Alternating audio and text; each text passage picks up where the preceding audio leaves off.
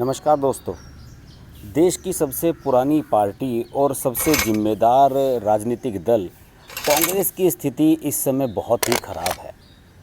कांग्रेस को इस समय ये नहीं सूझ रहा है कि वो किस तरीके से अपने वजूद को बरकरार रखे। कांग्रेस के सामने कोई मुद्दा नहीं है, कांग्रेस के सामने कोई लक्ष्य नहीं है कि आने वाले समय में कांग्रेस किस तरीके से पार्टी को अपनी आगे लेकर जाए। ना ही उसके नेतृत्व के पास कोई फार्मूला है और ना ही उन लोगों के पास फार्मूला है जो अक्सर कांग्रेस को रिवाइव करने की बात करते हैं। देखिए, कांग्रेस में लगभग एक साल से ये बहस चल रही है कि कांग्रेस का अगला अध्यक्ष कौन होगा। राहुल गांधी बार बार इनकार करते रहे हैं और उनकी पार्टी उन्हें बार बार लॉन्च करने की तैयारी करती रही है। बार बार इस पर डिस्कशन होता रहा है कि आखिरकार वो शुभ घड़ी कब आएगी जब राहुल गांधी को लॉन्च किया जाए दोबारा अध्यक्ष के रूप में। वैसे इसे लॉन्च करना नहीं, रिलॉन्च करना कहेंगे, क्योंकि लॉन्च तो वो पहले भी कई बार हो चुके हैं। और सोनिया गांधी को जब अंतरिम अध्यक्ष बनाया गया था, राहुल गांधी ने, आपको ध्यान होगा, 2019 के लोकसभा चुनाव के बाद क्षुब्ध होकर इस्तीफ़ा दे दिया था। और उनका कहना था कि यार, मैं इतनी मेहनत से सब कुछ कर रहा था, प्रचार कर रहा था, नरेंद्र मोदी को फेस कर रहा था और आप लोगों ने बिल्कुल भी मेरा साथ नहीं दिया। उनका ख़ासतौर से जो शिकायतें थी राहुल गांधी को, वो शिकायतें थी अशोक गहलोत, कमलनाथ, इन जैसे लोगों पर, क्योंकि उनका ये मानना था कि इन राज्यों में सरकार है कांग्रेस की और कांग्रेस की सरकार होने के बावजूद भी वहाँ पर बीजेपी को भारी जीत मिली है। उनके जो भी लोकसभा प्रत्याशी हैं वो हार गए हैं। दिग्विजय सिंह जैसे दिग्गज को हार का सामना करना पड़ा था। और इस वजह से राहुल गांधी ये चाहते थे कि अशोक गहलोत इस बात की जिम्मेदारी लें कि, या कमलनाथ इस बात की जिम्मेदारी लें कि उनके राज्य में पार्टी की हार हुई है और पार्टी का उन्हें नेतृत्व जो जिम्मेदारी सौंप चुका था उसमें वो फेल रहे हैं और इस जिम्मेदारी को लेते हुए उन्हें अपने पद से इस्तीफ़ा दे देना चाहिए। लेकिन इन लोगों ने कहा कि साहब, हम तो इस्तीफ़ा देते नहीं। राहुल गांधी चाहते थे कि इसी बहाने से माधवराव सिंधिया के बेटे ज्योतिरादित्य सिंधिया और उनके पिता के दोस्त राजेश पायलट के बेटे सचिन पायलट को वो पार्टी में सेटल कर दें चीफ मिनिस्टर के रूप में, दोनों स्टेट्स में, मध्य प्रदेश में और राजस्थान में। लेकिन बुजुर्ग लोग नहीं माने। कमलनाथ ने कहा कि यार, मैं तो इतना बढ़िया मैनेजमेंट करता हूँ और पार्टी के फंड में इतना पैसा देता हूँ, मैं कैसे इस्तीफ़ा दे सकता हूँ। बहरहाल उन्हें इस्तीफ़ा नहीं देना पड़ा तो उन्हें उनकी जो सरकार है वो ज्योतिरादित्य सिंधिया ने गिरा दी। तो राहुल गांधी उस समय कायदे से कह तो सही रहे थे, लेकिन राहुल गांधी की किसी ने मानी नहीं थी। अंत में क्षुब्ध होकर राहुल गांधी ने कह दिया था कि ये लो यार, तुम लोग इस्तीफ़ा नहीं देते तो मैं दे देता हूँ। किसी ना किसी को तो जिम्मेदारी इसकी लेनी होगी और मैं पार्टी का चूँकि अध्यक्ष था 2019 के लोकसभा चुनाव के समय, तो इस समय मेरी जिम्मेदारी तो सबसे ज़्यादा बनती है इस्तीफ़ा देने की। और वो इस्तीफ़ा देकर अलग हो गए थे। उसके बाद तमाम उन्हें मनाने की कोशिश की गई, लेकिन वो नहीं माने थे। वो बिल्कुल जिद पर अड़े रहे थे और उसी जिद की वजह से उनसे पार्टी के कुछ वरिष्ठ नेता लोग नाराज़ भी हैं। उनका कहना था कि हमने राहुल गांधी को इतना मनाया लेकिन उन्होंने हमारी बात नहीं मानी। और अब राहुल गांधी को जब दोबारा अध्यक्ष बनाने की बात चल रही है तो वही वरिष्ठ लोग ये कह रहे हैं कि जब ये हमारे कहने से नहीं माने थे तो किसी और नए आदमी को मौका दे दिया जाए, ज़रूरी थोड़ा ये राहुल गांधी को अध्यक्ष बनाया जाए। लेकिन सोनिया गांधी चाहती हैं कि कमान वो सौंपें तो अपने बेटे को ही सौंपें। बहरहाल अब स्थिति ये है कि देश में कोरोना काल में जो भी मोदी सरकार के सामने स्थितियां आ रही हैं, मोदी सरकार अपने तरीके से उन्हें फेस कर रही है। और सब जानते हैं कि वर्ल्ड में जितने भी लीडर्स हैं, जितने भी देशों के राष्ट्रीय अध्यक्ष हैं, उन सब के सामने ऐसी ही चुनौतियां हैं जैसी नरेंद्र मोदी के सामने हैं। भारत चूँकि बड़ा देश है तो यहाँ चुनौतियाँ दूसरी तरह की हैं। ऐसे में कांग्रेस ने शुरुआत की है एक वल्चर पॉलिटिक्स की, कि हर मौके पर केंद्र सरकार को घेरना और ख़ासतौर से बीजेपी शासित राज्यों की कमियों को उजागर करना। इसके लिए कांग्रेस ने बहुत बड़े लेवल पर ड्रिल चलाई हुई है और लगातार सोशल मीडिया पर आप देख सकते हैं कि राहुल गांधी के, अगर आप पिछले कुछ दिनों के ट्वीट्स देखें या प्रियंका गांधी के, तो उनमें कहीं भी ये नहीं नज़र आएगा कि हम जो अभी हाल में 5 राज्यों के चुनाव हुए हैं उसका हम आत्मावलोकन करेंगे, कहीं वो ये सलाह देते नज़र नहीं आएंगे जो कांग्रेस शासित राज्य हैं, एक इक्का दुक्का ही बचे हैं अब तो, जिसमें ख़ासतौर से विरोधी दल हैं जो कांग्रेस कहीं सहयोग कर रही है छोटा मोटा, जैसे महाराष्ट्र है और या फिर छत्तीसगढ़ है या फिर झारखंड है, कुछ ही स्टेट्स में कांग्रेस का वजूद रह गया है। तो वहाँ पर उनके जो मुख्यमंत्री हैं उन्हें कभी वो सलाह नहीं देते। इसके अलावा कभी भी सोशल मीडिया पर वो वीडियो वायरल नहीं होता, वो वीडियो शेयर नहीं किया जाता जिस वीडियो में कुछ ऐसे राज्यों की खामियां दिखाई गई हों जहां पर भाजपा का राज नहीं है।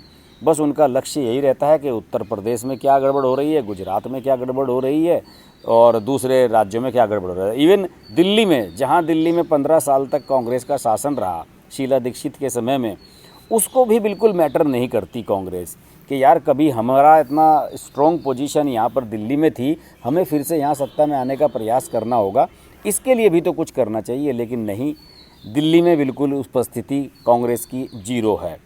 तो यानी कि कहने का मतलब है कि नरेंद्र मोदी और बीजेपी को लेकर इतना पैशनेट हैं राहुल गांधी, प्रियंका गांधी कि यार इसी आदमी के पीछे हमें पड़ना है।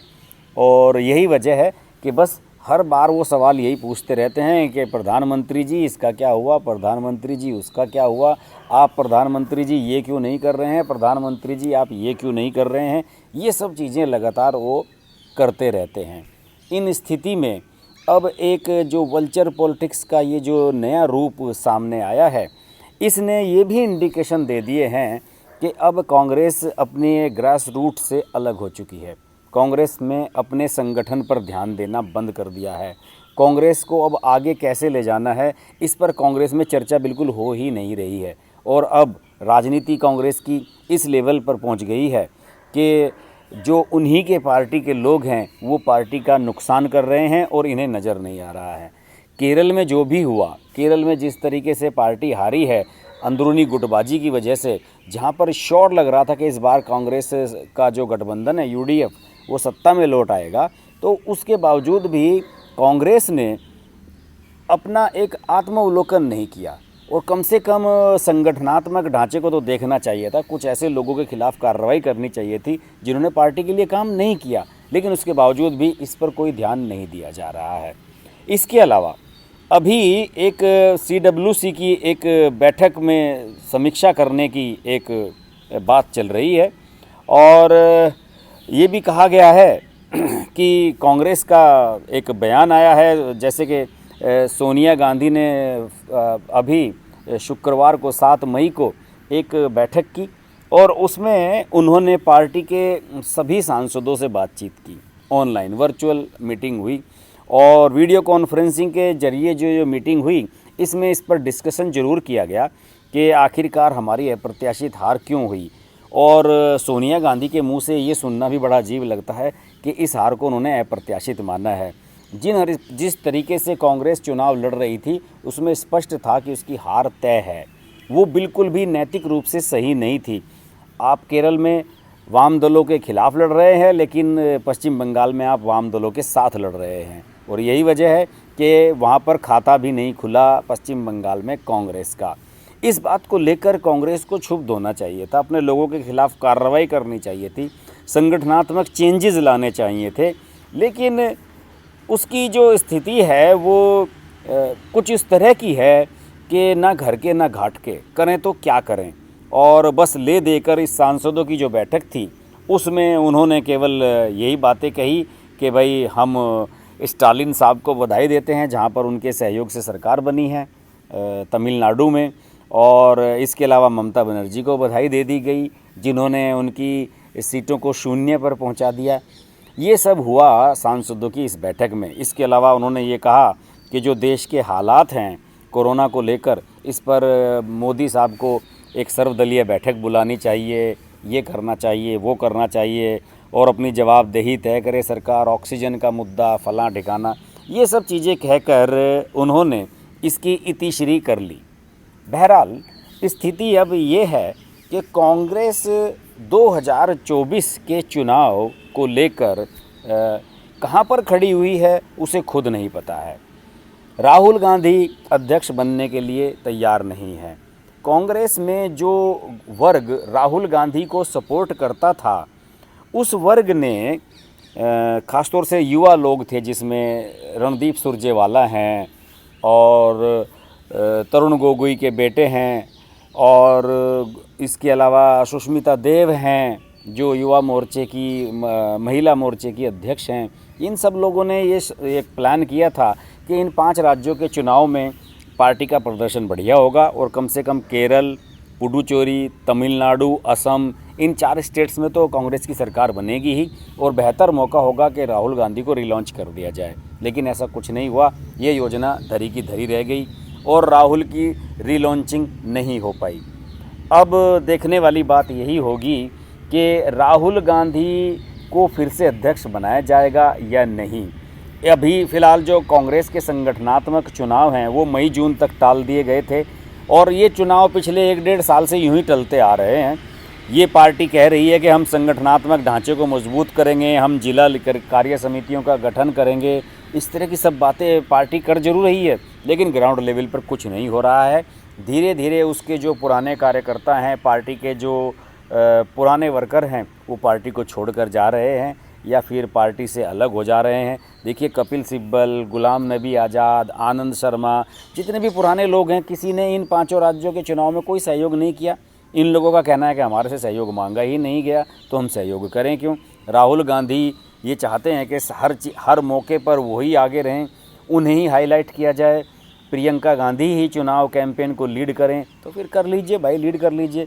अब प्रियंका गांधी का भी इम्तहान हो जाएगा, क्योंकि जब से प्रियंका गांधी के पास कमान आई है उसके बाद से अब 1 साल के भीतर ही उत्तर प्रदेश में विधानसभा चुनाव होने हैं और प्रियंका गांधी भी अपने भाई की ही बताए हुए राह पर चल रही हैं। बस उनका एक ही लक्ष्य है कि किसी भी तरीके से योगी आदित्यनाथ की सरकार को गालियां दी जाएं, उनकी खामियों को उजागर किया जाए, सोशल मीडिया पर ट्वीट्स किए जाएं और ये कहा जाए कि बीजेपी सरकार पूरी तरह से कोरोना काल में लोगों की रक्षा करने में विफल रही है।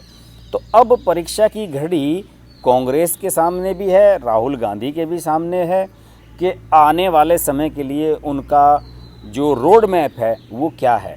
मुझे तो लगता है कि ये एक ऐसी रोड पर पार्टी जा रही है जिसके सामने कुआं, खाई, अंधेरी सुरंग, ये सब कुछ ही है, कहीं भी उजाले की किरण नज़र नहीं आ रही है।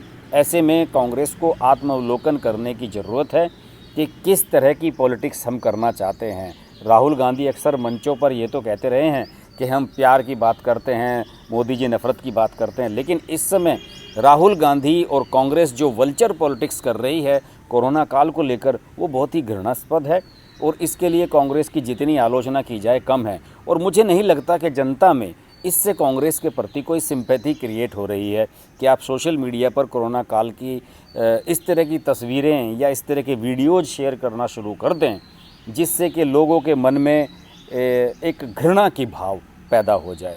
बहरहाल सब लोग इस माहौल से फेस कर रहे हैं। कांग्रेस का हमेशा से तरीका यही रहा है कि जब भी आपदा का समय आए उस समय अपना अवसर तलाश लिया जाए, लेकिन इस अवसर को भुनाने में वो मुझे नहीं लगता कि सफल हो पाएंगे।